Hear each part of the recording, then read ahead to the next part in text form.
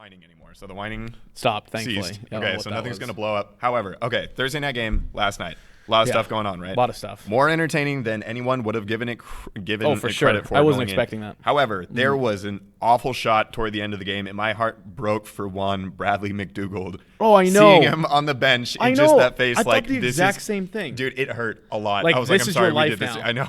And it wasn't even just him. Like, it was the entire Jets team where I'm like, I actually kind of feel bad for him. Awful. Well, just him in particular, just because he was a winner. He was a nice he was a winner. He was so and accustomed to being relevant. More of a loser than anybody could have imagined. He's like this. And he was a good team guy. This is D3 football's not even finest. Yeah, I mean, like literally, he's being coached by Adam Gase now instead of Pete Carroll. Yeah, we gotta talk about that. Yeah, which is terrible because Gase he was brought in literally to be like the savior for Sam Darnold. And well, he did really well in Miami, so it's crazy that things have gone the way that they have. McDougald is too nice of a guy to be on a team like that. Yeah, no, my heart breaks for that man. He did not deserve that whatsoever. Hello and welcome back to the Locker Room. I'm your host, Justin Reed, alongside Andrew Tenney, and we still are consistently Spokane's only sports talk show, so that's pretty awesome. We're still not knocked off of our perch. I'm surprised by that because it probably wouldn't take too much, but here we are, still killing it. I only hear it from you, but it's also the only time I hear it, so it's got to be true. It has to be true. I only spit facts. Spit hot fire and spit hot facts. My takes are hot, and they're also right. Right. Always. So what's going on? Nothing much. We're here on a Friday again, mainly because of the fact that we're doing this awesome meet the candidate stuff here, and so I know Vinny's been super busy. You've been really busy trying to get all this organized, but we're here and we're going to talk some sports leading up into a busy weekend of not the Stanley Cup, which we forgot about because everyone forgets about NHL. But it's not for the fact of actually it is. Its marketing team is terrible for the NHL. Luckily, here at Spokane Talks, we are graced to have an awesome marketing professionals who help us with everything that we do. Yeah, no kidding. Honestly, and if you guys are fans of the show or have watched us before, you know how much we love Lucky Bird, and we should know how much you love them too. So Lucky Bird wants you guys to know that they're a Spokane-based e-commerce and digital marketing company dedicated to helping local companies such as Spokane Talks scale in the online world of e-commerce and digital marketing. So what we want you to do, we want you to visit luckybirdbrands.com so that you guys can have a down-to-earth, no-pressure conversation about those digital marketing and e-commerce strategies. Do it today. Lucky Bird, the best. Do it today. If you want to fly like an eagle, like maybe to the sea or something, use Lucky Bird. I look forward to nothing more in the week than to hear how you're going to ad-lib off of Lucky Bird. And it's the best part of my week. It's almost always just a right on the fly, but it's all true, and it's on the fly. See how I did that? I got it the first time. Thank you. I just wanted to make sure, Oh, I got you. It's been 8 days since we last did the show, so I wanted to make sure. I know it's been a long time. How you doing? Not bad. Not bad. Seahawks won. They're now 3-0 for the first time since they won the Super Bowl, so that's always a good sign. Yeah. Speaking of teams that don't win anything, the Mariners ended their season here a few days ago, and that's all right because I'm pumped. I'm excited for the Seattle Mariners baseball franchise, which I haven't been able to say for a while, but they had a good year. I think the goals that they wanted, especially in a 60-game shortened season, they achieved. They stayed healthy. The young guys got a lot of play. Pretty much everything you can hope for in terms of a successful season for a team that's rebuilding for the 20th straight year. You're looking at some of the young guys. They wanted them to grow, to get more experience. They're going to continue to get more reinforcements here over the next couple of years with guys coming in off of the draft who should be top talent. We've seen this before. Essentially, we don't want more Ackleys or Mike Zaninos. We need to make sure that this development actually happens because it is the most disheartening thing. We talked about Bradley McDougald at the very beginning. It is the most disheartening thing when you look at a player and their soul is just not there. Mm-hmm. And that happened with both Dustin Ackley and Mike Zunino, among dozens of other players that the Mariners have brought in. Mm-hmm. And it's really disheartening to see. But I think this organization with this leadership, people talked about Scott Service being on the hot seat before the season, which I thought was weird because he and DePoto are literally in this together. Like, this is going to either rise with them or fall with them.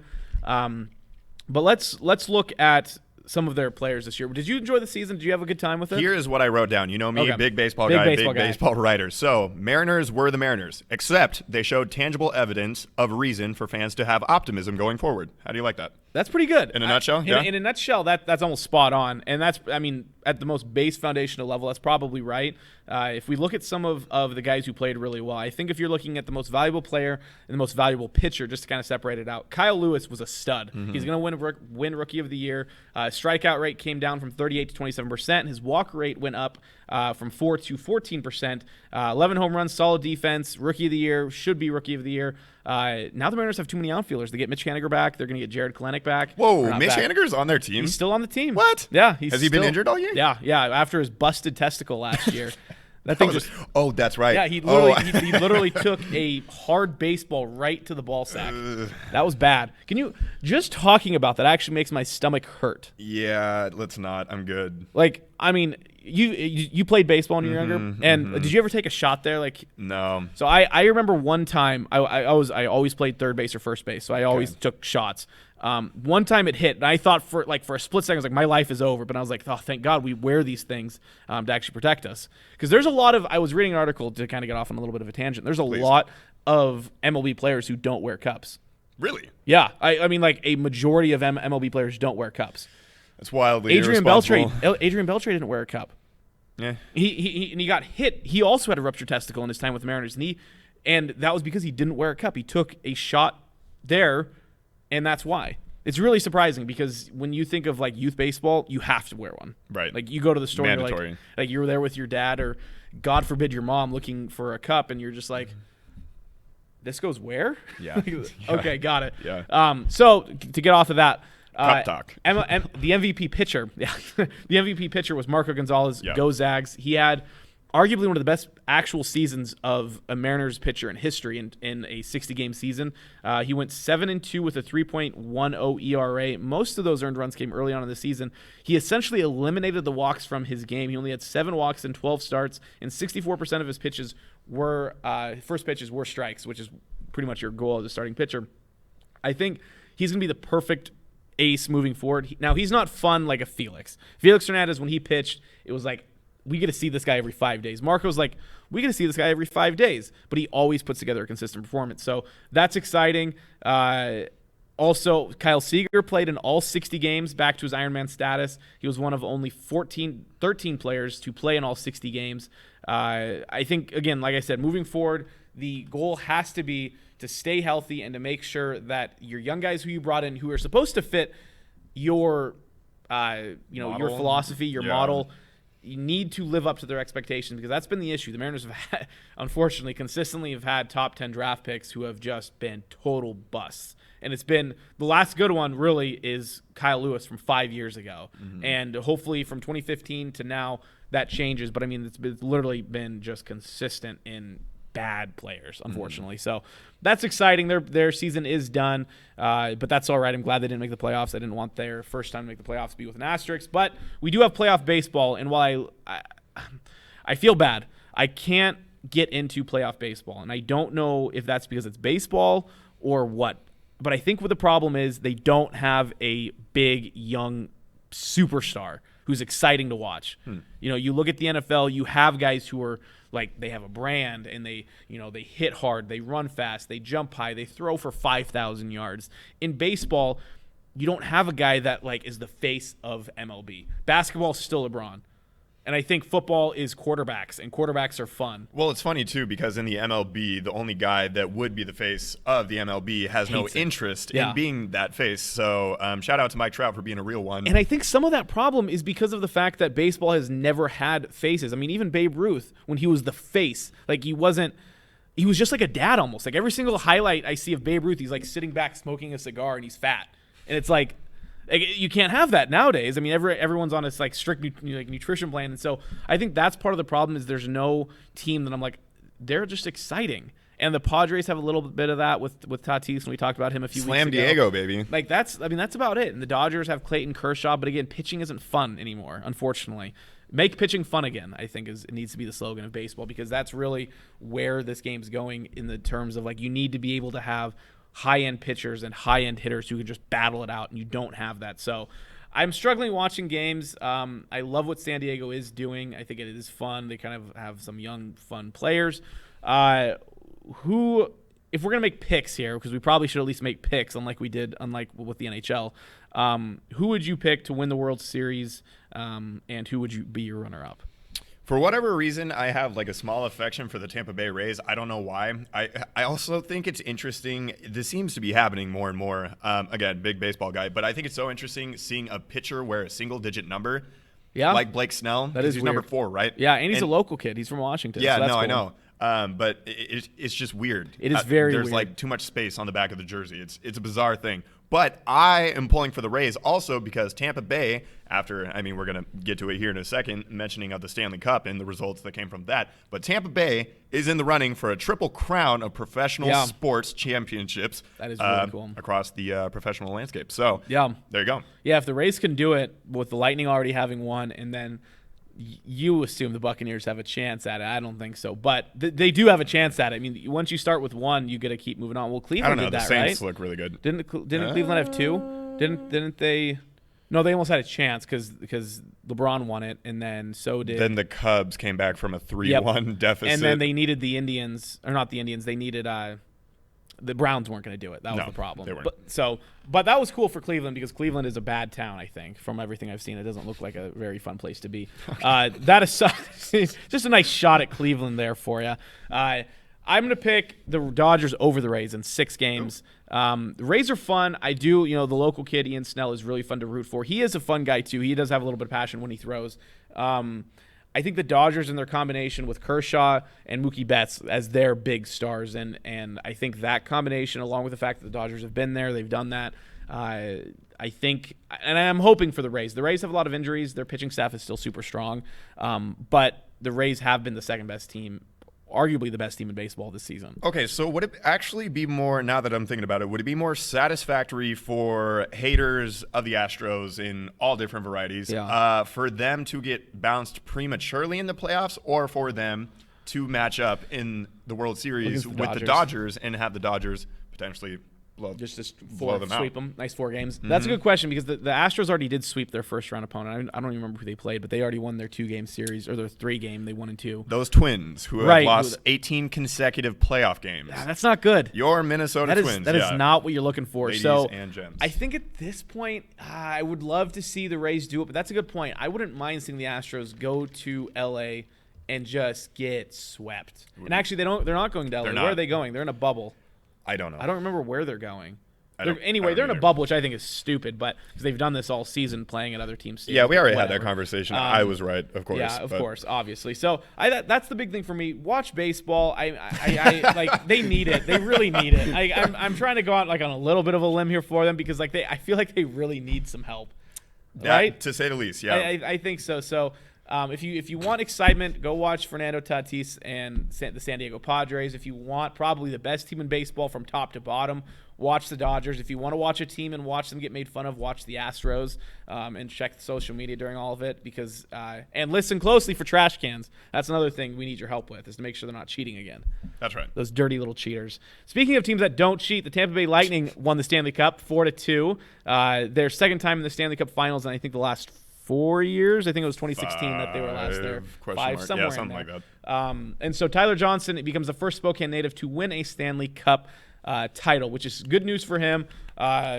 Really cool for him because he's an undersized guy who came into the NHL and no one really thought he had a chance, but he stuck around. I think he plays higher up in the lines than not, so I think that's impressive.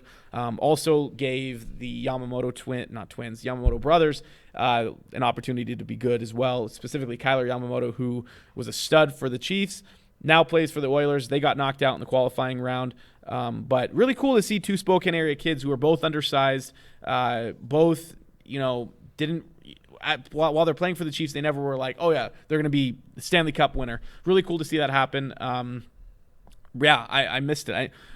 Now, when I said baseball needs help, they do a really good job with their marketing. I see baseball ads all over the place, and maybe that's because I watch ESPN more, and maybe NBC had a bunch of ads, but I didn't see many ads about the Stanley Cup playoffs. No, and this is a conversation that dated back to like June and July when we were doing the show when all these different leagues were coming back from the stoppage of play, and we were like, what's the deal with the NHL? It seemed like they were almost making like a concerted effort to like keep things under wraps. Which was really weird. Very little information about the logistics and the plan that they were implementing going forward. And now that kind of was the exact same case for the Stanley Cup final. I had to look it up. I didn't even know that it was over. I didn't. The reason why I knew it was over is I think I saw a local news station or newspaper or a tweet. I think I saw a tweet. Actually, I think it was a tweet, and then I went to Facebook. But yeah, I had no idea. I didn't even know they were in Game 6. I would have guessed, like if I would have seen a tweet about the Stanley Cup playoffs, I'd be like, oh, they're in Game 2 or whatever. Exactly. And it was done. And so that's unfortunate because I actually do like playoff hockey. I think it's a good time. The announcer of, I don't know what his name is, I should know, but the NBC Sports announcer who does hockey is probably a top 5 broadcaster in the country. I can barely watch the puck myself, and this guy commentates on it. And like he knows exactly where it's at, who has it, where it's going, and he has an awesome voice. So that's unfortunate because I do like listening to him. But that's the Stanley Cup for you. Unfortunately, we didn't get as much watch time as we probably would have liked, but that's their fault, not ours. That's going to be my excuse at least. Damn straight. So we got some NBA playoff information going on here. Our poor guy here, Andrew, his Celtics got knocked out. We've been saying that, though, for a while in this series, so it wasn't unexpected. But we're moving on to the NBA Finals. They had their first game already. Not good at all for the Heat. But we're going to do a little bit of a preview here for you because there is some interesting storylines. But what are your thoughts on it? Well, okay, so obviously we're shooting the show after Game 1 has already been played. It's Game 2 tonight, right? Yes. Yeah, okay. Game 2 is tonight. So much happened in Game 1, and so much of it was not good, not only for Miami, but the series as a whole and the intrigue that was there and all the storylines with LeBron having left Miami on bad terms and Pat Riley being spiteful and Heat culture and Spoelstra matching up against LeBron and all of these different things. And now basically everybody that would be integral to the success of Miami and them having a shot against these Lakers in the finals is hurt. Yep. We don't know if Dragic is out for the remainder of the series. However, I think at this point with a plantar fascia tear in his left foot, it would be a long shot for him to make it back. And Bam, they're calling it a neck strain on his left side. I thought it was a shoulder thing. However, he's listed as doubtful for tonight as well. And hey, guess what? So in the Eastern Conference Finals, just conveniently enough for myself, Duncan Robinson and Tyler Hero looked like the Super Mario Bros. And now they look like a bunch of Cabbage Patch Kids against this Lakers defense. So it's nice that they decided to not show up.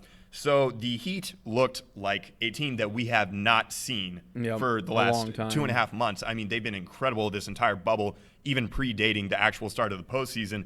So actually, in that case, a little spin zone like that should actually give some sort of sense of optimism because of the fact that that team was so unrecognizable based on their play. Mm-hmm. They didn't hustle. They didn't have the 50-50 balls. They weren't winning those. They weren't playing the defense that they're accustomed to playing. And so, I mean, just the fact that you would think there's got to be a course correction just naturally because that's not them. They're going to play hard. They're going to compete. So maybe that's if you're a Heat fan or have a betting or rooting interest in the Heat, maybe that's where you find yourself after Game 1. It was brutal. I was pretty excited. I still had the Lakers winning in 6. I just thought they were the better team, but I thought that the Heat would have made it really interesting. I still have the Heat winning one game. I think I think Spoelstra's a really good coach. I think they're prideful. I don't see them getting swept, but I also don't see them winning more than one game. Dragic did, like you said, had the torn plantar fascia. And one of my buddies, I don't remember who told me this, but I just looked it up again. Joe Johnson suffered the same injury during the 2013 playoffs, and he kept playing, which is really interesting. I guess he just took cortisone. They did say that he was able to put pressure on it for whatever that's worth. Well, I've had plantar fasciitis before, which is again, it's just that really thick band of ligament that connects like the front of your foot to your Achilles essentially, and that's painful and it's just like sore. So I can't imagine it just not being there. So yeah, that was a big because Dragic was playing really well. Along with the rest of those Heat guys, with Hero playing really well, and then obviously you have the normal stars doing their thing. But it is really unfortunate. I was really excited to see a fun, you mentioned those storylines between Spoelstra and Pat Riley. And I mean, I really like Spoelstra. I think that he alone wins them this one game with his strategy, how good of a coach he actually is. But I think the combination of Anthony Davis, excuse me, and LeBron James is just too much. Anthony Davis is at a super playoffs. I think he's averaging almost 30 points a game. It's like 27 or something. He's averaging a double-double. And so I think, and then LeBron is LeBron, and he comes alive during the NBA Finals specifically. He's playing in his 10th NBA Finals, which is just ridiculous.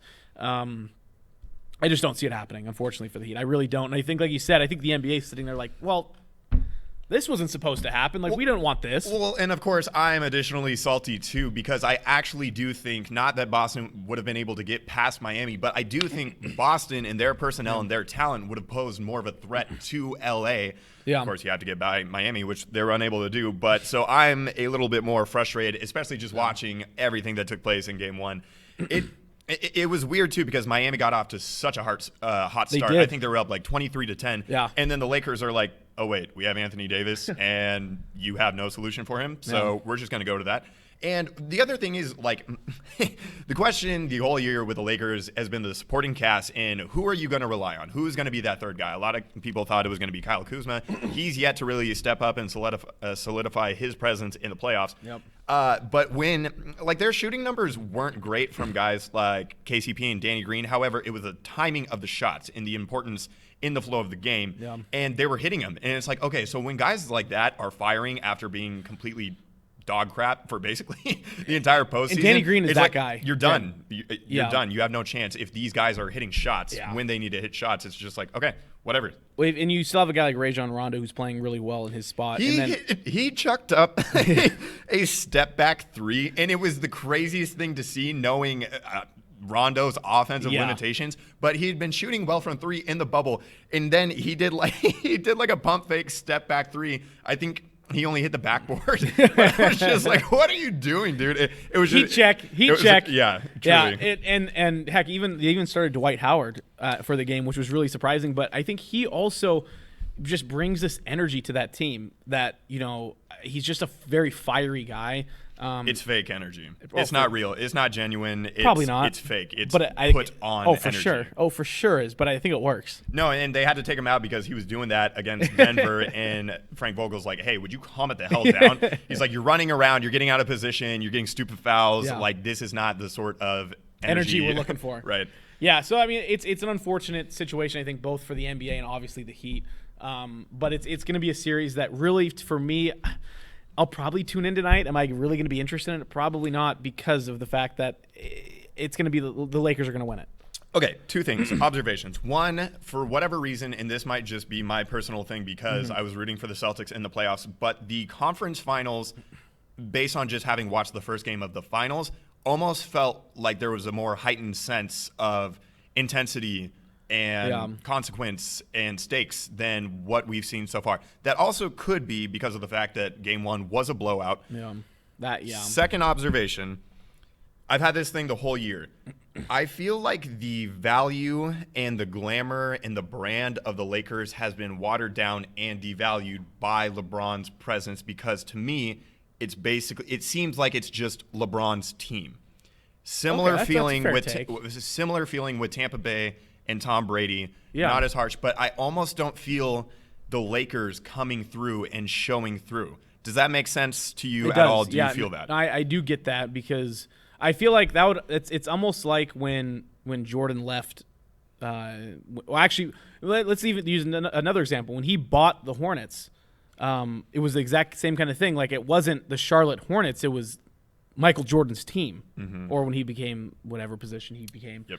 And no, I do get that, because you have this lineage of his history for the Lakers, and you bring in a guy like LeBron James who has his own lineage and history that's completely separate of what the Lakers did, and it was weird. It feels like it's LeBron first, Lakers second, and to be fair, I think that also is LeBron himself. Like, I feel like it's LeBron first, team second. 100%. And it's always been that way, and I think that's where it really solidifies itself, where you get LeBron first, team second. This is LeBron's Lakers, not the Lakers who have LeBron James on their team. I think, too, it also doesn't help that they were coming off of, several years where it was just a team of scrubs. You had the Byron Scott years before that. You had the Mike D'Antoni years, which kind of had like a good roster on paper, but just didn't end up being what they thought it was going to be. Yeah. And then you had Luke Walton last year and everything. But I don't know. That's just something that I've been thinking and has been occupying my mind as I've been watching the Lakers. It's just like, doesn't actually feel like the Lakers. I don't know, but that's and maybe that's it'll just change the if they win, and then it'll be Lakers have won this many championships, and it'll be different. But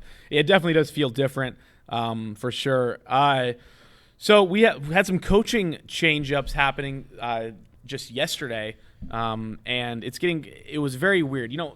I hate the 76ers. I think they're a poorly ran franchise. I think Joel Embiid is I don't know what the right word is. I think he's soft. I think he's soft. He's very soft, but he's kind of a prima donna. He's a guy who I would hate to coach. If I had to be like, if someone said, "Here's 5 NBA players, here's Joel Embiid and 4 other players," I'd be like, "Just you said Embiid." Like I would hate to coach him. I also would hate to coach Ben Simmons, and mainly because he's a tweener. I don't know if I could figure out where to play him, and I think it would frustrate the heck out of me because I wouldn't be like, hey, Ben Simmons, go run point guard for me. Hey, Ben Simmons, go be my power forward, because you could play both, but he's not great at either one of those. So I'll push back a little bit on that, just because I think where you're coming from is just what we've seen in terms of the rosters that he's been on and the personnel that's been around him. I think if he were in a different situation with different rotations, I think it would be a little bit more clear cut as to how you would deploy him and his abilities. Possibly, but he can't shoot. I don't know. You've seen all those gym videos, hitting threes, man. Wide open, open, man. So I don't know. I think the Sixers and Elton Brand need to look at themselves in the mirror, because Doc Rivers, I guess we didn't say that. Doc Rivers came in, hired to a 5-year contract after he was, I think he was fired from the Clippers. I think it said mutual, but I think he was fired from the Clippers. He was fired. He was not expecting after the loss in the bubble. Especially, it was the timing of it that was bizarre too, because it wasn't immediately in the aftermath of them leaving the bubble. It was, what has it been now? Like a week? Yeah. Ish, a week plus. He did not think that was going to happen. However, Steve Ballmer had a meltdown, and he actually had to cool himself down because he was ready to trade people. He was ready to – no, seriously, he was going to make roster moves and everything. He was irate being down there in the bubble from sources and watching them blow that 3-1 lead to Denver, and within those games that they played, blow double-digit leads in those games, and just watching this team just completely implode and eat itself alive. Well, I can see that because he came in, he bought the Clippers, and he spent a ton of money to make the Clippers back to at least some people sort in of executive roles in the Clippers get paid by Ballmer. Oh, for sure. I mean, he's a co-founder of Microsoft. He's like, how much do you want? Okay, yeah, here you go. These guys are making dough. And so I get that. I mean, if I was an owner of a professional sports franchise who is expected to compete for national championship, for a title, I'd be livid. I'm surprised it took that long to fire Doc Rivers. Like, I would have. I mean, I wouldn't have traded anybody. They have the right nucleus, I think, and I don't really like Paul George or Kawhi Leonard. I don't remember what show I was listening to, but Kawhi Leonard isn't a leader. He doesn't have the voice to lead a team. That's why he was perfect in San Antonio, because he had Duncan and he had Tony Parker, and he could come in, or he could even be the 3 or the 4, fourth best player, and he could just dominate. But now people are looking up like, Kawhi, what do we do? And he's like, I don't know. He leads by example, and on Toronto last year, that spiritual and emotional leader that they had was Kyle Lowry, and it just happened to work out perfectly between them being the 2 best players on the team. But I feel like at the same time, if you are getting a max contract and you're expected to be the guy, like, you gotta have some sort of emotion, and he doesn't have it. Like, yeah, he's a great player, and he hustles, and he makes great defensive stops, and he makes big shots, but like, he doesn't have any emotion. It's worked for him. The most emotion he's ever showed is when he just chuckled and he had that weird little laugh, and everyone's like, that Kawhi Leonard actually has a little bit of a personality, I think. But I think it's just tough. The Clippers were in this position where they had to do something, and I don't think trading guys away was the right answer. I also, Doc has struggled since he left the Celtics. So in his 7 years with the Clippers, he only won 3 playoff series. It was 7 years? Yeah. Wow. 7, I know, yeah. No, he ran his course there. He's been there for a long time. I'm sick of the association I don't want to. I don't like the Sixers either. I'm not a fan. I kind of wish Doc would have taken a year off.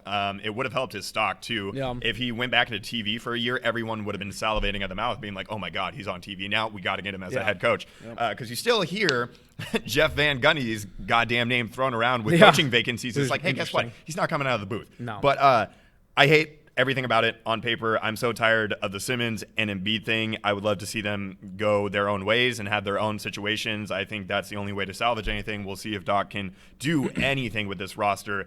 And they're hamstrung by their cap and their decisions to give Tobias Harris a max contract.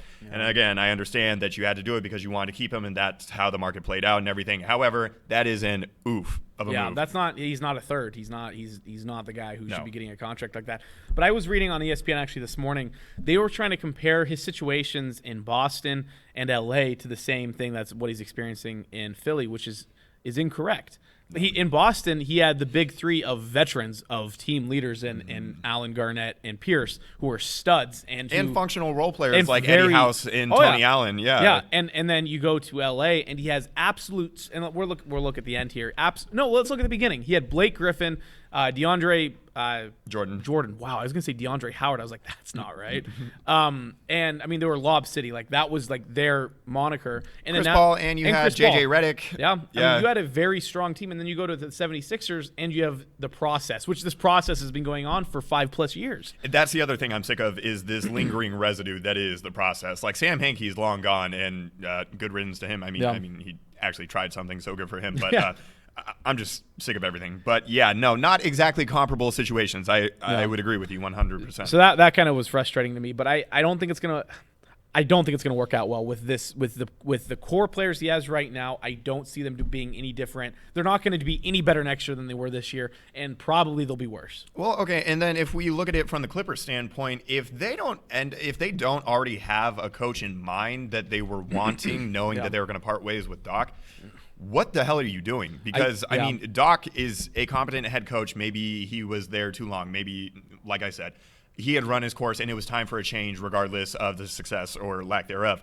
But who are you going after? Like Ty Lue's been in parts of the conversation. I think that's like the top. I think that's their top choice because he's obviously. But last offseason, when he was trying to get a coaching gig, I'm wondering if it's going to be the same thing where he's asking for too much money because of the fact that he won a championship. But it's like, okay, you kind of had LeBron and Kyrie go off in the finals. I'm not sure how much you had to do with that. I'm sure you were able to manage personalities, and those are two personalities. However, I'm not sure he garners that sort of money based on his resume. Yeah. With that being said, I just don't know who they're gunning after. We could wildly speculate if you want to. Booyah. Name McMillan. Actually, I don't know. Do you want them to play hard? Do you want them to play defense? Then maybe hire Dave McMillan. And you know that wouldn't be the worst idea because they are obviously going to have offense. That's not going to be their issue. And they like you said, they blew leads. That wouldn't be a bad choice. Hey, if you heard it here first, McMillan is going to the Clips. One more thing I want to touch on that I think is interesting about the Clippers and the debacle that was the end of the season. So you have Steve Ballmer, who came in, and he doesn't know what he's doing. But he's got a lot of money, and he's looking to throw at places. So he throws at places. So he's getting people in the front office to tell him to make this trade. Give up all 30 of your next first-round picks for Paul George. And then you have Doc. So you have the head coach, you have Steve Ballmer, and you have the front office all operating independently of each other. They have one of the highest paid analytics teams, like the sabermetrics teams, in the NBA. And what they were telling Doc, especially in this Denver series, Harrell is a DNP. You cannot put Harrell on the floor. Yeah. He refused to take him out. It's like, if you look at the numbers, it's staggering. He's just a defensive liability. I mean, obviously, the whole idea was that he was the 1-2 punch off the bench with Lou Will. And yeah, he's going to get his numbers. He didn't really play particularly well in the bubble anyway. But it's just amazing to me, the dysfunction, and Doc being like, nah, he's one of the guys. You just got to ride it out and just got to stick it out with him. It's like, dude, you got to listen. Don't turn a blind eye to that stuff. That stuff matters, and it's a glaring weakness, and you didn't do anything for it. So Clippers. That is. Boom. Yeah, I think one big key for any organization, and you look, and I don't want to just be a homer and say the Seahawks, but you need cohesion from the top down, and the Seahawks have that, and they had it with Paul Allen because he was like, I'm going to be hands off. I just have money. I have money, and I can build whatever you want, and I can do whatever you want with your analytics, with your nutrition, like whatever. And you have a general manager and a head coach who were hired within the same week, who became buddies and are just working perfectly. Like, they know what the other wants. They know what the other's going to do. And you look at some of the worst ran organizations, and it's all because of the fact that the GM/owner/coach can't get along. And I think the big part is you need to have a guy who likes Ballmer. Ballmer's a very interesting owner because I wouldn't say he's hands-on, but he is. Like, he has visions, he has mindsets, and he wants results. And so he'll put himself out there to get those results. But he's not going to be a guy who's going to, he's not going to be the GM. He's going to be like, I want this, though. Like, if he's like Paul George, if he wants something, he's going to say it. But he's not going to become the GM. And so, and he's crazy. Like, he's literally seems to be, like, insane. But I love that about him at the same time. Yeah, that press conference after they landed Kawhi and PG last summer was something. Was absolutely bonkers and awesome. So, bad move for the Sixers. I think the Clips need a guy who can work under Ballmer and who can make the I mean, McMillan's a decent choice, I think, in terms of just the defense, but I think Lou's a safe choice because he's been there. We'll see what happens. It'll probably be like who was that head coach for the Sonics right after McMillan? He's still a head coach. George Karl? Not George Karl. The guy had facial hair. He's been on broadcast. I'm not going to remember his name, but I see him. I've seen him at GU games. Oh, T-Pain. Yeah, for sure. Okay. So we're gonna move on to some sports that I think are more exciting because they just started. They're coming into week 4. The NFL is awesome. Injuries are unfortunate. We didn't really talk much actually last week about the fact that. Yeah, we did. About that it was my fault. Oh, yeah, you did bring that up. Yeah. Yeah, no, that was your fault. And I kept saying, stop talking. And what do you know? Seattle has a nice potentially dodged a bullet because none of the injuries that occurred on Sunday were thought to be serious. However, guys are going to miss time, especially on the defensive side of the ball. Yep. But, yes, that was a fat stack of an injury report Wednesday through Friday. Yeah, that very much was. And if we're looking at disappointments in the NFL season, the first one has to be injuries. There's a lot of guys who are missing time. Not even just season-ending injuries, but like Christian McCaffrey's out 4 to 6. Mm-hmm. That's definitely a disappointment, but that's something we can't really discuss because injuries are injuries. They're going to happen whether we try to prevent them or not. But we're going to go over some disappointments here in this young season, and I know we're only 3 games in, but there's some teams who just don't look good. One of those teams being the Falcons, and I love Dan Quinn. I love the Falcons. I think Matt Ryan is a good quarterback. They just don't have it, and it's really weird because 2 years ago they had an absolute beast defense. I mean, they had guys flying around the field. Dan Quinn had those guys ramped up, but then Matt Ryan had a down year, and their offense wasn't very good. And now they're 0-3. They missed an onside kick. They've given up leads. They're like the first team in NFL history to give up 15-plus point leads or something like that in back-to-back games. Not good. And I'm surprised Dan Quinn still has his job, and maybe it's because Arthur Blank really likes him, the owner of the Falcons. Something's happening because he should have been fired, unfortunately, probably last year. But I don't know. Well, the thing is, last year, the Falcons saved his job because they ended up ripping off 6 straight wins and got it to 7-9. It was right after the game that they completely messed everything up, and then they had the team-only meeting, and they came out we love Dan Quinn. Yeah, and everyone's like, what? You guys suck. And then they ripped off 6 straight wins to go into a pretty promising 2020 season, and they have been terrible. And it's not the offense's fault. It's not the defense's fault. It's the team's fault. That team is falling apart, and I'm not sure why because Dan Quinn seems like a cool guy to play for, and he seems like a decent coach because he always takes responsibility. He never puts blame on his players. He's like, the buck stops with me. Okay, can we also talk about something else, though, that is not of consequence at all? But okay. All right, I'm all for it. Not so many. A few teams obviously had all redesigns. 30 teams. had redesigns of their uniforms this offseason. Yeah. One of the more notable ones was Atlanta. So through 3 weeks, you've worn the same damn pairing of uniforms every single time. Have they actually? Yeah, they've worn the black on black all 3 games. How well has it worked for you, Atlanta? Let's see some of the red. Let's see some of the white. Change it up. What are you doing? You've worn all black all 3 games. Stupid little thing that I got frustrated. No, that is frustrating. What idiots? What are you doing? I want to see something. Wow. I don't know why because their jerseys actually I actually do like the blacks, but I like the old-fashioned blacks, not exactly the new era. Yeah, blacks. they're a little too much. But yeah, you got to change it up. If the Seahawks are losing, and I've been doing the same thing for each week, I'm switching it up. Mm-hmm. I'm switching it up right then and there because, that is weird. That's a good point because that's probably their biggest problem. Actually, is their jersey choice. I know they're begging for it, man. The other big problem, and they played last night, the Jets, but specifically Sam Darnold, he's regressed. He really has, and I feel bad for him. But he doesn't have a good team around him. He has bad wide receivers, but he still has regressed. So what has he regressed from, though? That would seem to indicate that at one point he was progressing. I think he's just kind of the same, that he's in a terrible situation. So many times it's not actually the merit or the talent or, just the productivity of the player. It's where they get drafted. It's the situations that they get drafted into. We'll never know how good Josh Rosen could have been because he went to an awful Arizona Cardinals team that had an offensive line. And then an awful Dolphins team. And then Kyler Murray was the first pick in the draft, being a Heisman winner. And they're like, hey, that's hot and sexy. And it's worked out well. Peace out, Rosen. So it's so many times it's about situations. And I feel like Darnold can play. If anything, we saw on display last night, his mobility.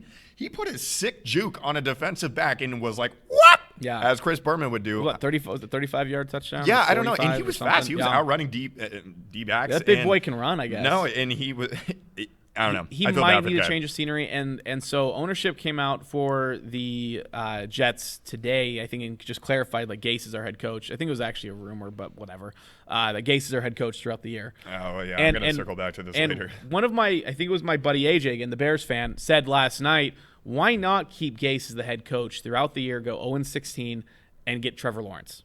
And then fire Gase after the year. It's funny that you mentioned that because I saw Greeny tweet this morning. I also saw that. I saw him tweet, if you are Trevor Lawrence and the Jets find themselves with the first pick, stay in college, stay at Clemson this happens another year. every time there's a top quarterback. They said the same thing for Burrow. Like, Burrow, you better stay if the Bengals get the first pick. And they say it every single time there's a really high-end quarterback, and I think it's a terrible take because no guy is going to do that. No guy is going to stay in college because he doesn't want to play for an NFL team. I don't care how bad they are, because you know what talks? Money talks, and they're going to want to go play NFL and go make $20 million a year being on a rookie contract by being the first overall pick. So that's a terrible take and weird. It's Greeny again. Terrible take, not surprised. He was the worst part of Mike and Mike. I'm not going to comment on that. So you agree? No. Yeah. He's just gotten worse, in my opinion. Also, I loved him at at the beginning. That they actually don't have a relationship, that it was like strictly a working thing. It's brutal, yeah, because I thought they were buddies. Yeah, I know. That's tough to hear, like the realities of it. That Golick was on, like, Pardon My Take like a month ago, and he was just talking about it after his retirement and everything, and he's like, yeah, no, we don't talk. We're cordial at functions, and that's it. Yeah, really, that was bad. So that's a good point. Darnold's is still a disappointment, but he is in a bad situation. Yeah, I don't think you can put it on his shoulders. He hasn't played well either, so I mean, you can put that part on his shoulder. Well, there's a lot of things going on, man. You got to factor in a lot, and there is certainly a lot of bad going on. It sounds like Darnold's disappointment. That's a good point. You, I think that it is what it is. So Rep also, the Redheads. This one will be quick. Sort of the Texans, they're 0-3, but they have faced a brutal schedule, going from the Chiefs to the Steelers to the Ravens. I don't know if that was in order, but that's a bad way to start the season. That is not a fun way to start the season. Deshaun Watson has had a decent year, not a Deshaun Watson quality year. So we'll see if that changes this week. They have a better matchup. I don't know, because you have another team that's desperate. In the Vikings. You don't want to play desperate teams, ever. No, you don't. The Seahawks play the Vikings next week, so hopefully the Vikings get some of their skill out this week and then just forget how to play football next week. A really bad one, which is not surprising because this has happened the last few years. The NFC East is an absolute straight dumpster fire. I mean, they are 2-9-1, and they're lucky to have tied that game. I don't have the Sunday night football schedule in front of me going on for the rest of the season, but I can only imagine that there are those classic NFC East matchups just waiting for us. Giants, Eagles, Sunday night football. Yeah. Definition of mediocrity at best, and I can't wait to watch it all on Sunday night. But, is anybody surprised?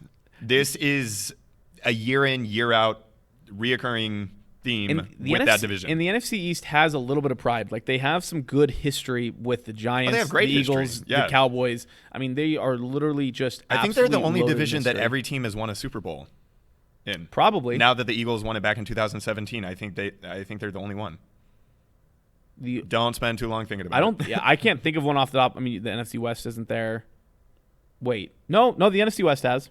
No, they haven't. 1-1-1. Yep. 1 with a W and an O. Yeah, that's a good point. So it is unfortunate to see on their part, but I love it because I think the NFC East has the most ridiculous fans in the entire league. They have the most ridiculous media coverage. I don't even care about the fans. I just hate the media coverage. I hate the Eagles, and it's not really anything on the part of the Eagles, I just hate how much we talk about Carson Wentz. I hate how much we talk about Doug Peterson. I hate how much we talk about the talent on the roster. Stop. Yeah. They had 13 sick games in 2017, and then Nick Foles, the legend, came in relief, and Somehow what happened, and it was out. magical, and you guys suck. They do and suck. you punted to tie the game. You could have kicked a 64-yarder. The Cincinnati Bengals.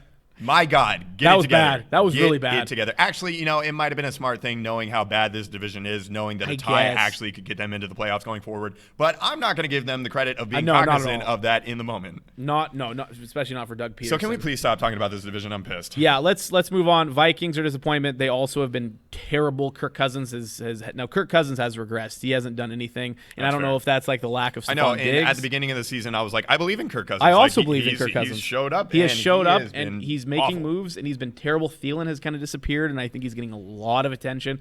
Justin Jefferson did have a really nice game for them this last week, so maybe that opens up the field a bit for them. But I don't know. Like Dalvin Cook has looked good still. That's nice, but their defense has been terrible. Danielle Hunter still is hurt. Ngakwe has not been acclimated to whatever they have going on there defensively. Thankfully, with the new 14 team playoff format, the Vikings are still in it at 0-3, because in the past at 0-3, that's a death sentence, especially in a division as tough as the NFC North should have been. But the Bears are 3-0, the Packers are 3-0, so Vikings have some room to make up. And I don't want to hit on this one too hard, but it is worth mentioning, and probably worth mentioning for another guy too. Both Brady and Breeze, specifically Breeze, have not looked themselves into, and they haven't been for the last couple of years, but it really is coming to the surface now. Breeze just. I think Kamara he would be wide receiver 5. If Kamara was a wide receiver, he would be wide receiver 5 in fantasy. And a lot of that is because Drew Brees isn't throwing the ball. I think his average depth of target is like 4.3 yards. It's brutal. It's really not good. So, and at least Brady has stretched the field a little bit. He does have guys who can stretch the field. Michael Thomas can't do that. I know he's not been hurt, not been healthy, but Michael Thomas isn't a guy who go routes down the sideline. So I do still have faith in the Saints. I think they're a really good football team. I'm not just saying that because Vinny, our producer, is over here behind our Saints fan correspondent. He's Vinny literally is in denial as we speak. I can see him out of the corner of my eye, like shaking his head, like, "Are you talking bad about Drew Brees?" And then I said, like, how good the Saints still are, and he's like over here, like, "Oh yeah." Mm-hmm. Yeah, you bet they are. So they'll be fine. Drew Brees, though, and I know he's already said this, but this is his last year for sure. He can't do it anymore. He really can't. So, but they're still gonna compete for a high end seed in the NFC playoffs. But moving on to more important things, I am back in the lead in the picks, 32-15. Through 3 weeks. Let's get it straight, though. This was my belated birthday present to you. Was me taking the whole notion of any given Sunday and every game is like a snowflake a little too close to heart, and I had an awful week. I win 7-9, and you win 10-6. So 7-9. Ouch. Yeah, hats off for a solid effort. That's not good. Now all you have to hope for is a 7-9 Seahawks team making the playoffs and beating the Saints is the kind of comeback you need. Boy, right now. That was a stretch.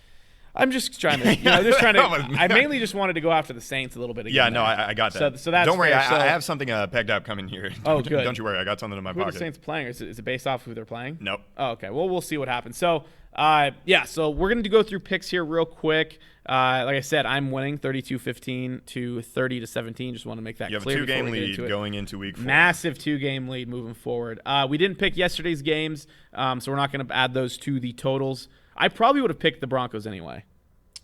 I have no idea who I would have picked. I would have picked a tie. We should mention this, actually. Brett Rippon made his first NFL career start yesterday for the Broncos against the Jets. He went to Shadle Park, went to Boise State. His uncle, not his dad, which they mentioned multiple times in some of the things that I heard, his uncle is Mark Rippon, not his dad. So make that clear. But he had an awesome game. He threw for 242 yards. He did have 2 really bad interceptions, but he had 2 touchdowns, some really good throws, like some absolute dimes. Yeah. His accuracy was on point on his good throws, but you could see the undrafted rookie come out when he threw some of these interceptions that he had. But great for him. Great for Spokane. That's awesome news. He won his first career start. Moving on to this week, we will start with the Colts at the Bears. So this one, I'm going with the Colts just because I cannot for the life of me imagine a 4-0 sitting next to the Chicago Bears. Yeah, because that's they're fair. frauds. Outside of that, I don't have a lot. I haven't been paying attention to the Colts because it's just one of the least interesting teams in all of sports for me personally. No, that's fair. Philip Rivers makes me think things that I don't want to think about. I'm going to go with the Bears again. Okay. I think that defense is going to continue to get better. They have to get better. The Colts just aren't doing it for me. Their defense also looks really good. I think Nick Foles is going to give them a little bit more life. Trubisky's just a bad player to watch. Like, he just makes some terrible, awful, horrendous decisions. He's more mobile, though, than Foles. I think that helps him. But I like Foles as a thrower better. So I'm going to go with the Bears. Then we got the Jags at the Bengals, game of the week. Yeah, the Jags let me down on Thursday night last week against Miami. Fitzpatrick got crazy and tapped into his lumberjack powers. But I'm going with the Jags. Really? Yeah, I love it. I love them. I do too. I'm going to go with the Bengals on that one. So there's the big swing there. We'll see what happens with those two. I like Burrow. I think he's playing pretty well. He's getting destroyed back there. He needs some help. Dude, it's bad. He took some shots last week. Bad. Like some really bad shots. Not just like, ow, like that must have hurt. Like that guy could, like, his season could be over. Also, Brett took some shots last night. Did you see Vic Fangio rush the team off the field so they wouldn't shake hands with Adam Gase? Was that because of all the personal fouls to the quarterback? I think he was specifically unhappy with the way that the defense was playing in general because they had, like, I think 7 personal fouls yesterday. That's what I thought, yeah. No. And that one guy had 2. The guy who at the end. Right. I actually kind of respected Vic. I was like watching it in real time. I was like, wait, what's happening? Oh my God. And like Gase called a timeout there toward the end of the game with like 30 seconds left. And like my parents were like, what is happening? And I was like, I can't explain this to you right now. That was bad. And I don't blame him at all. Greg Williams continues to show his ugly colors. And I don't know why he keeps getting jobs because he really shows NFL in a bad light. For people who want to see good football, that's not the kind of football you want to see. Mm-hmm. So that was really bad.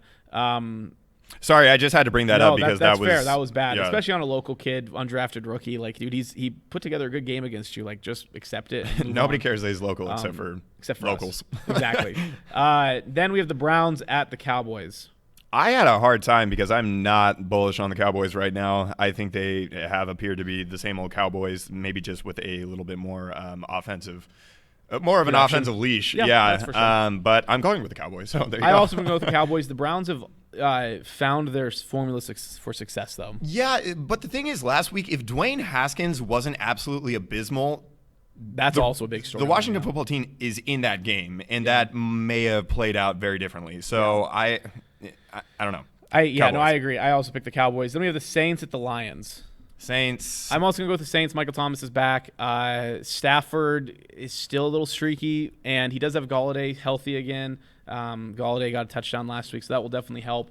But the Saints have looked good overall. Their offense is still humming, even though Breeze can't really – I should say last week their offense came alive. But Michael Thomas will help, and that offense I think will get back on track. So I also picked the Saints. Then we have the Chargers at the Bucks. Bucks just because of their defense. Yeah, I think so too. I think they'll make her. I actually have the Bucks defense again this week. For I know fantasy. It's great. Actually, so I think pretty cool. It's Herbert is still a rookie. He still makes plays.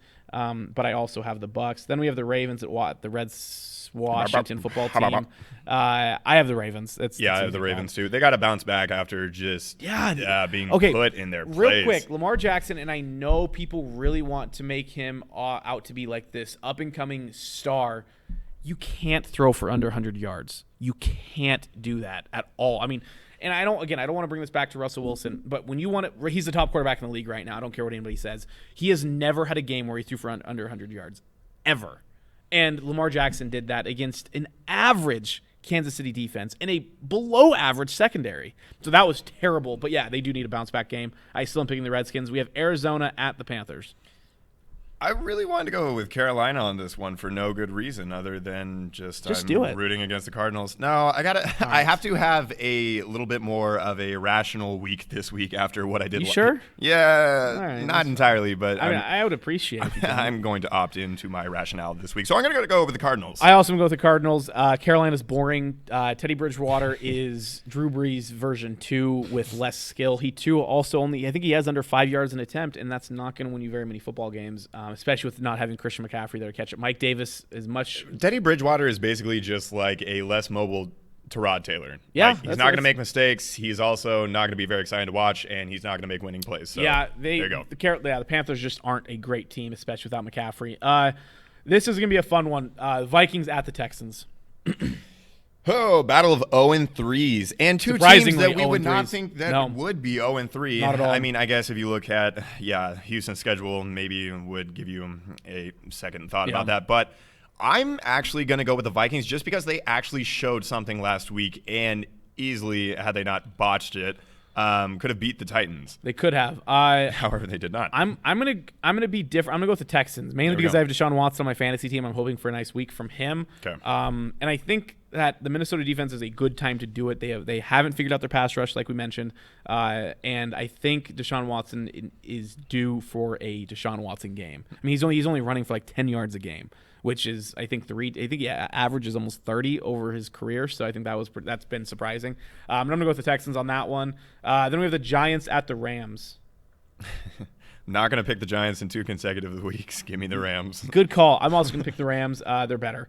Then we have the Patriots at the Chiefs, which should actually be a bit more decent game than I expected at the beginning of the year. Yeah, give me the Chiefs. If this game were happening later in the season, if this were like a November, December game, I think the Patriots would have their offense a little bit more tuned. They would have a little bit better of an idea of what they were doing week in and week out, not like running these end arounds with like undrafted rookie receivers and stuff like that. But anyway, hopefully it'll still be a good game, but give me the Chiefs. Yeah, I also have the Chiefs. I think Cam Newton, he's not as good as he's looked. I think the Seahawks made him look better than he actually is. So I also am going to pick the Chiefs.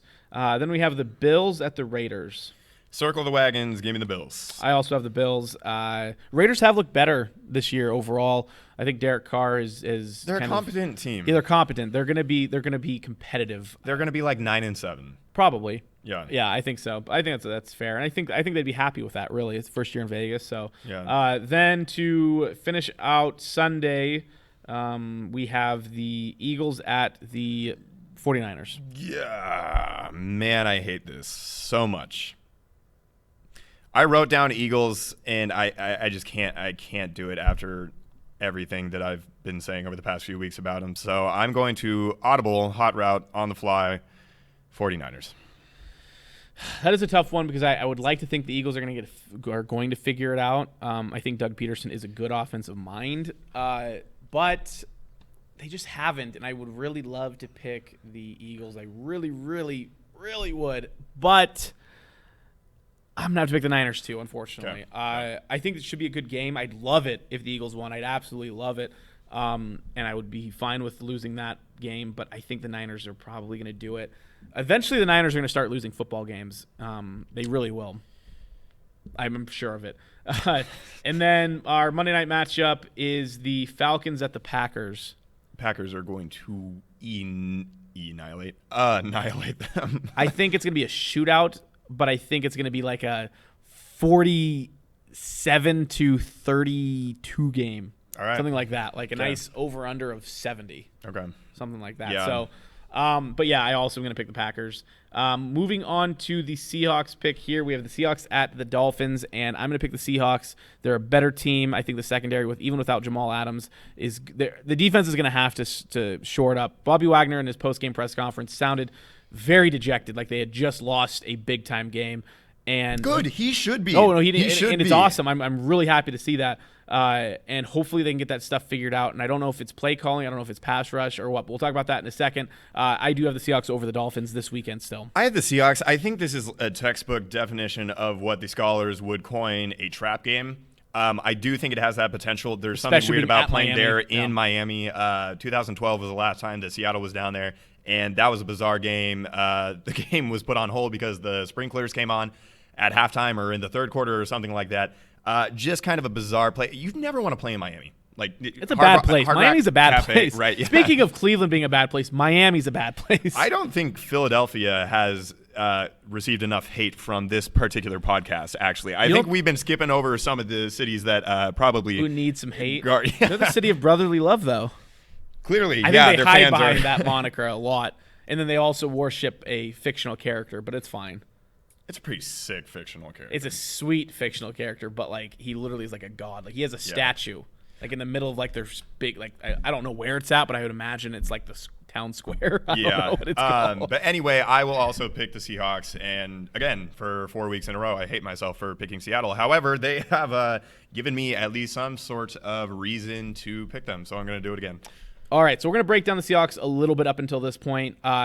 We're going to start off. I want to go offense, defense, special teams, but I'm going to go in reverse. I'm going to start with special teams, mainly because it's the easiest one to talk about. Their special teams has been killer. Jason Myers hasn't missed a kick yet. Michael Dixon is back to his 2018 form. Thank his Pro God, Bowl because year. it was so depressing bad, watching and him punt the ball last year. I don't know what the problem was last year because either. you're a punter. What really? I can see kicking. I can see a kicker having a down year, but like punting, dude, like what's different? Like there's literally nothing different. But I mean, he's had some really killer punts, especially in the Cowboys game.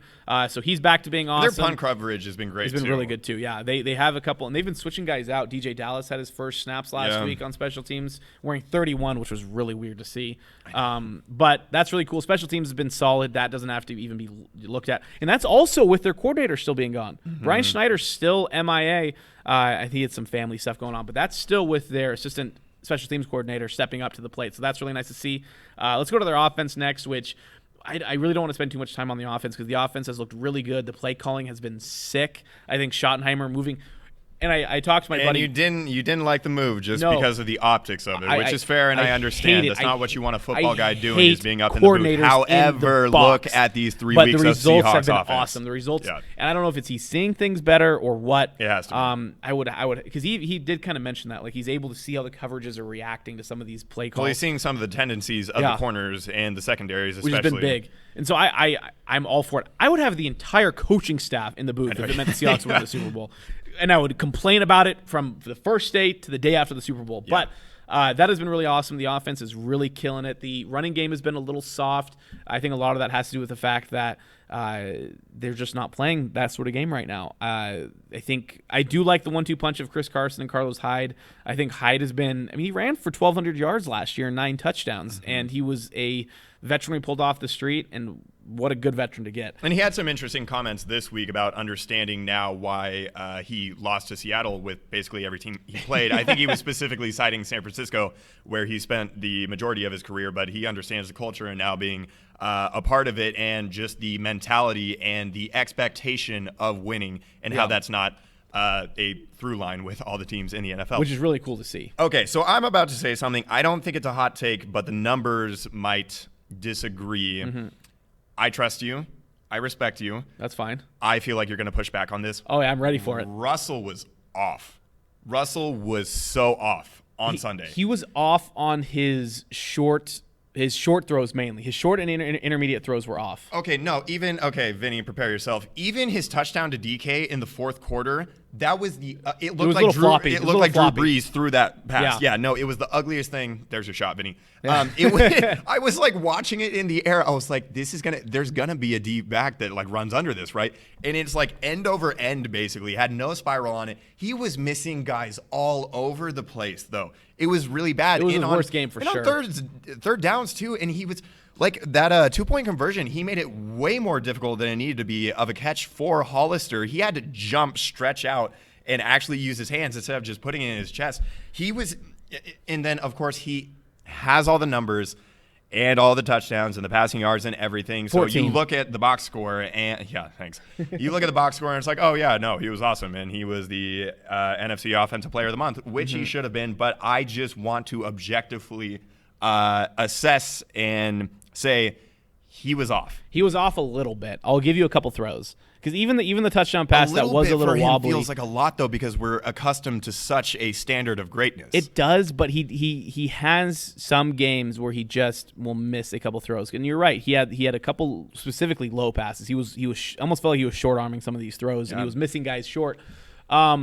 I think the touchdown pass to DK was fine. It wasn't a pretty throw, but it was on the money still. Yeah, if DK's had 2 of those catches, he had the other one against Stephon Gilmore. Yeah, where it's like he's got the arm of the defender. That one was a little short too. That one was a little short, and his guys are making plays for him. I will admit that. But it's not uncommon for his guys to make these plays. And even Carroll was asked about it in the post-game presser. Like, your guys are making plays for you. Like, he's throwing it up and he's making good plays. And I mean, it's true. The wide receivers are making good plays, but Wilson being off, and you're right. I think he was completing over 80% of his passes before this game, and I think now that was like high 60s, I think, I want to say, in this game, which is still really good. So I think him being off is still great quality. It's still it's going not to get it superstar done. Yes, quality, yes. but it's still great quality. And I'd agree, and I'll push you back a little bit on like the touchdown pass, and he's still making throws that only Rodgers and Mahomes can make. Yeah. And that, real quick, that's one thing that bothers the absolute heck out of me. I hate watching Packer games or highlights of Packer games or Chiefs games because they're like, that's only a throw that Aaron Rodgers can make. And it's like, I saw Wilson do that an hour ago. That's only a play that the great Pat Mahomes can make. Yeah. And it's like, I saw Russell Wilson do that last week. So that's one thing that really frustrates me is Wilson still, to this day, is not getting enough love because he's been the best quarterback in the NFL, and it's objectively it's close, but it's not that close. He is 1, and like I would put Mahomes at like 3. I don't think there's a 2 right now. That's how good Wilson's playing because Mahomes looked bad not week 3, but week 2. He didn't look that good. Can I be honest? Since I'm usually not. Yeah. I don't care. I don't care about the national recognition. I could not care less. It doesn't mean anything to me. If anything, worst case scenario, he is a top 3 quarterback. That's fair. Is the only argument that I will actually have with somebody if they were to say that he's not within the top 3. But I just don't care. Who cares? I don't care if he wins the MVP. If you look at the history, people don't win MVPs and then win Super Bowls. So what do we really want here? Do we want another Seahawks MVP? Hey, guess what? Sean Alexander. We should have won that. We should have won that. I actually got into a Twitter beef with a Steelers fan who was less than coherent, but anyway. Classic. That's what Twitter's for. Yeah. And that's fair, and I get that. I think it's just, and we talked about the whole, New York coverage, Philly coverage. I think it's just that. I think every team in the Pacific Northwest, you look at the Mariners, and they haven't been good. I get that. You look at the Mariners, the Seahawks, and even the Blazers. The Blazers don't get the kind of love that they deserve in the national landscape. So I think that's my biggest thing. Let's move on to the actual issues, and that's the defense. I actually had a very drawn-out discussion with my buddy Tim. He's not a Seahawks fan. He roots for them, but he's a Coug fan. He's a college football guy through and through. Gross. I don't know. I don't get it. I can't watch college football consistently, but he's literally like head over heels over the Cougs, and that's awesome.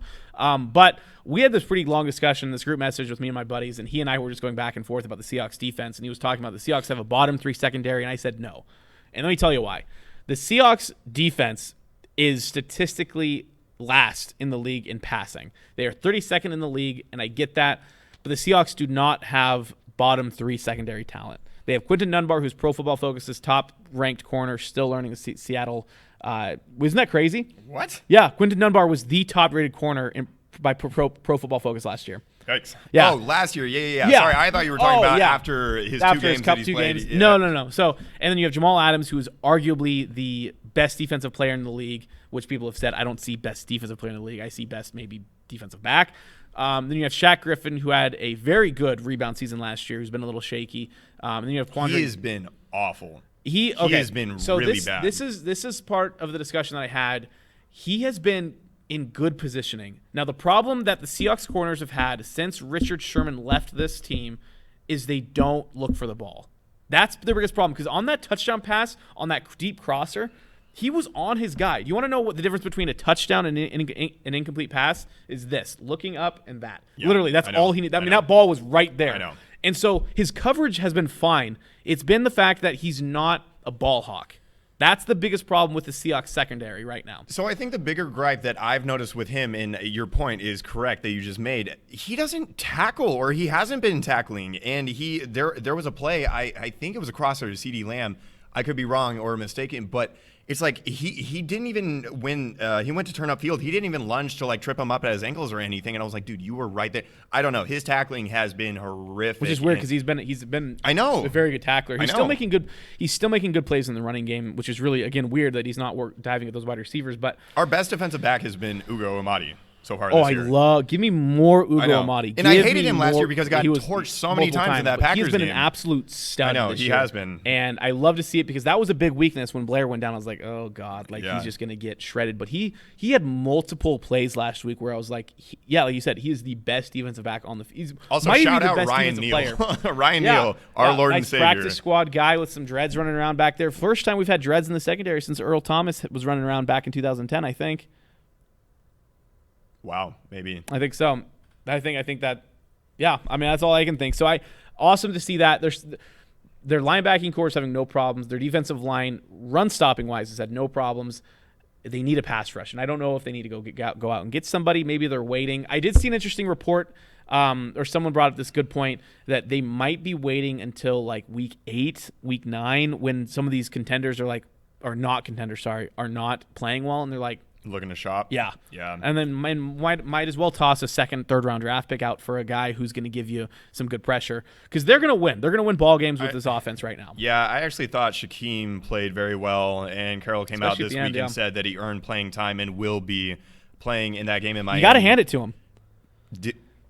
Anyway, I love him. It was great to see him back out on the field again. He was making plays. He didn't get any sacks, but he had a couple nice tackles out in the open. And God damn it, and we're canceled. Yeah, and can't wait to see him. He put pressure on Dak. Again, he didn't get any sacks. Are we done talking about the Seahawks? Yeah, I think so. Okay. I think so. We'll real quick, just mainly their biggest thing they got to figure out is that defense. That offense is looking good. Special teams is looking good. It's just so weird because the first time since 2011, 12, I feel more at ease with the offense on the field. Because it used to be the opposite. I was like, if the defense is on the field, I was like, it's more likely that they're going to make a negative play or a tackle for a loss than it's likely that their offense is going to actually make any sort of play. In the Pete Carroll era, we'll end with this. The Pete Carroll era, the Seahawks have given up 400-plus yards passing, I think 13, 14 times now. And their record is undefeated. They're undefeated in those games. And I think that goes I think the Seahawks of old, a lot of that was because it was garbage time. And we've had a little bit of garbage time this year, but a lot of it's been, they're just not playing great on the back end. So we'll see what happens moving forward. But let's get into actually more Seahawks news. But this is my jabroni of the week. It was bad. This was a really bad play that happened. And it actually kind of hurt my stomach because I was like, God, you don't want to see that on a football field at all. So this was Tristan Hill, who's a second-year guy out of University of Central Florida. Here's the play. Carson takes it up the middle, 1-yard gain here, 2-yard gain. And now I thought it was 99 coming through. And he fell on his leg. But in reality, we'll watch a different clip here. You'll see what he does. I mean, good tackle there. Grab him by the ankles. A little twist right there. That's fine. Make sure he's down. But watch him here. That's Carson's foot, by the way, that is completely twisted in a way that you should never see. That was bad. That was really bad. Ugly. I was pissed. Dirty. I was honestly irate. And once I saw that, I'm like, are you freaking kidding me? Like that? And I'm not. And like you said, we're not the only ones. There's a lot of NFL players who came out, not just on the Seahawks, but former players who said there is no room for this in our game. And we were talking about this before the show. There has not been one fine or one suspension, and we're on Friday. We're 5 days after this happened, and the NFL hasn't said one word about it. But Quandre Diggs gets tossed for making a football play in week 2. Now, that was still a bad hit going helmet to helmet, but the fact that this guy intentionally was trying to hurt a player, and there hasn't been one word from the NFL about it. And that's one of the big problems that I have because the helmet-to-helmet stuff is cool and all. Like, let's stop head injuries. It's cool and all, yeah. Like, let's stop. Like, let's not do that. But those are football plays. 90% of the time, those are football plays. This wasn't. And this has no place in the NFL. This has no place in sports. And if the NFL doesn't do anything about it by the time that this game happens, the games happen on Sunday, it's going to be bad news. And hopefully there's someone out there who has more clout than I do who makes a big deal about it. There will be. And there better be. So, and he did another play. Vinny, do we have that other video? He did another play. This was on the last drive. Here's the play that just happened on Tristan Hill. And I know Wilson's short, but again, I mean, he DK Metcalf. Here's the play that just happened on Tristan Hill. Justice. He literally goes face mask to face mask, right on Wilson, and so. He played. Then this guy was auditioning for this week's Thursday night football game. Actually, he's auditioning for Greg Williams. He really wants to be a Jet. He's a big Jet guy.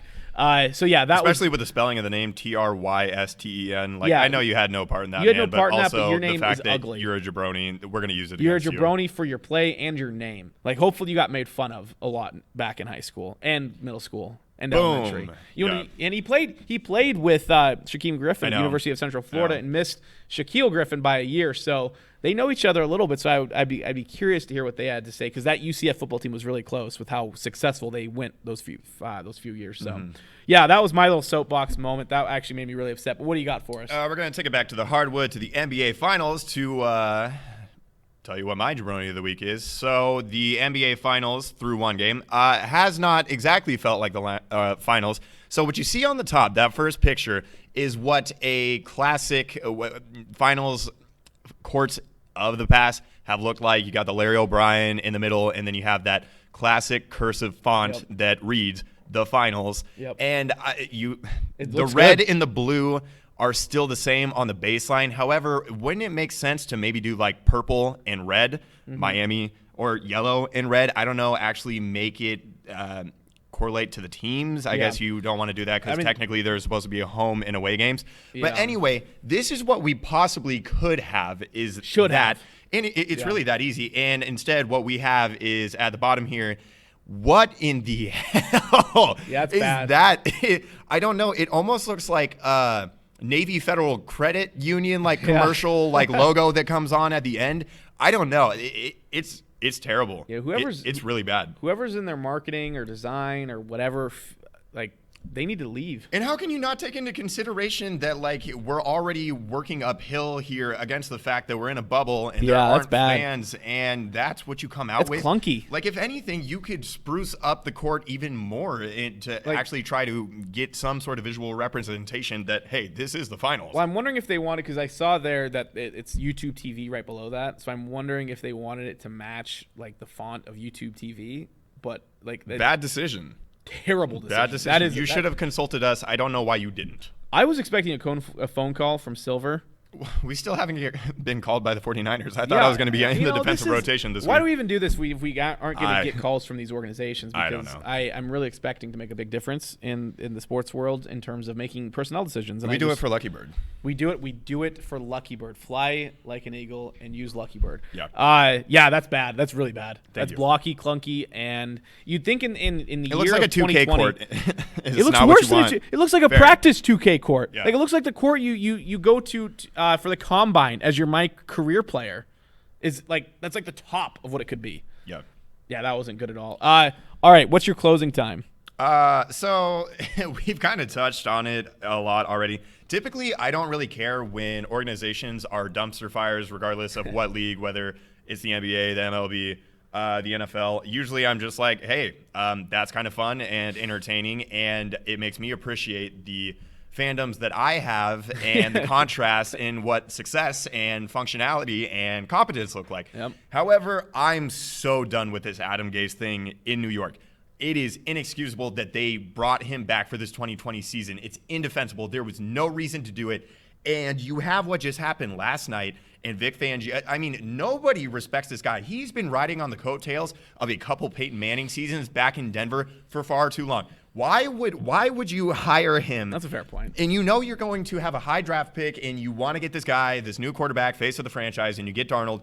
Why would you? What success did Adam Gase have in Miami that would lead you to believe that he was going to be able to do anything within a lot of position groups less talent in New York? I don't know what to say. It's awful. And the fact that we're here Friday morning after the game and he still hasn't been fired is what are you doing? And you have Joe Douglas there, who is by most accounts very respected within the league as a GM. And it's just I am at a loss for words at this point in regards to the whole debacle that is the New York Jets. And of course, it's probably because we're used to suboptimal football and just work from the New York Jets.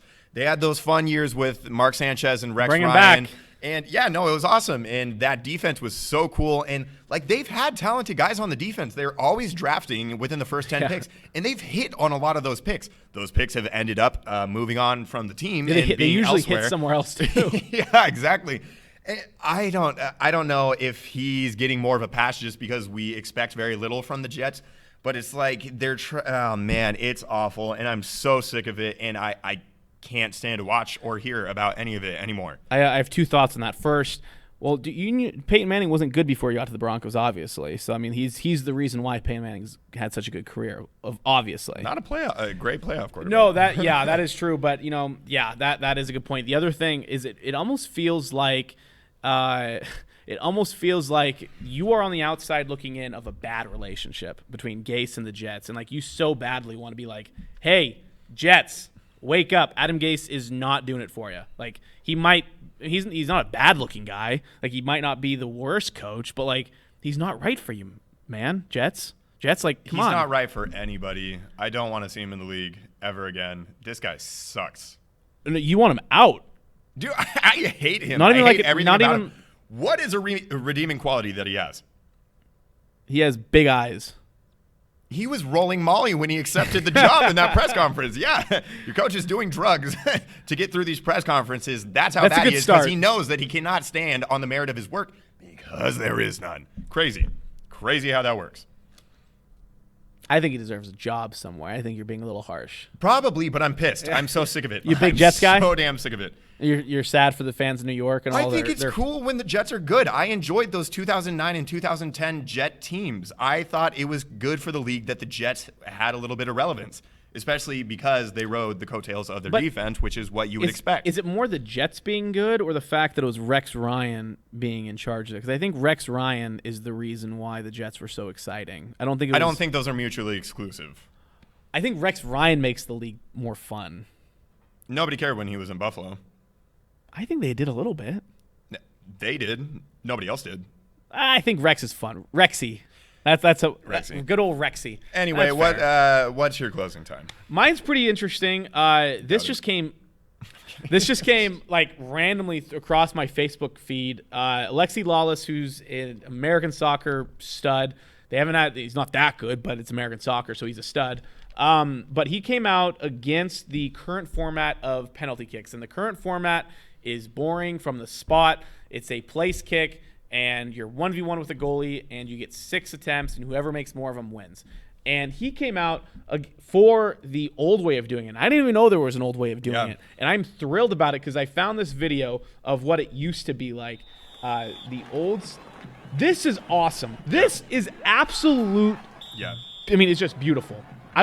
Look how much more fun this is. I mean, you literally are going through. I saw this other video where they actually drew a PK because the goalie completely took out the player. But, like, that's awesome. Mm-hmm. And, like, that takes more skill on both the goalie. It actually gives the goalie a better shot in all things. But it also makes these strikers. I mean, how awesome would it be?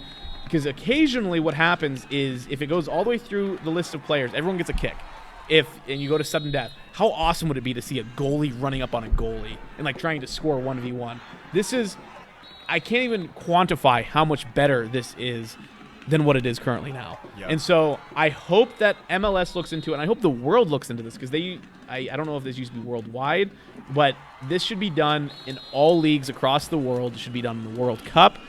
Should be done everywhere where a soccer ball gets kicked into a net. If there's a tie game after added time, this needs to be the way to do it. And when this is widely implemented across the world, we will be accepting royalty payments for this suggestion. For the amount of viewers that the MLS and the World Soccer FIFA get and also, let's look at this in FIFA terms. How awesome would this be in FIFA? Yeah. Like, to play, instead of just doing normal PKs, which are getting worse every year for whatever reason, that would be the best, and I'd be much better at it. But that would be the best thing. So, hopefully the FIFA organization, as well as the rest of my mom's calling, but we're almost done here, so she'll get a call back. Don't worry.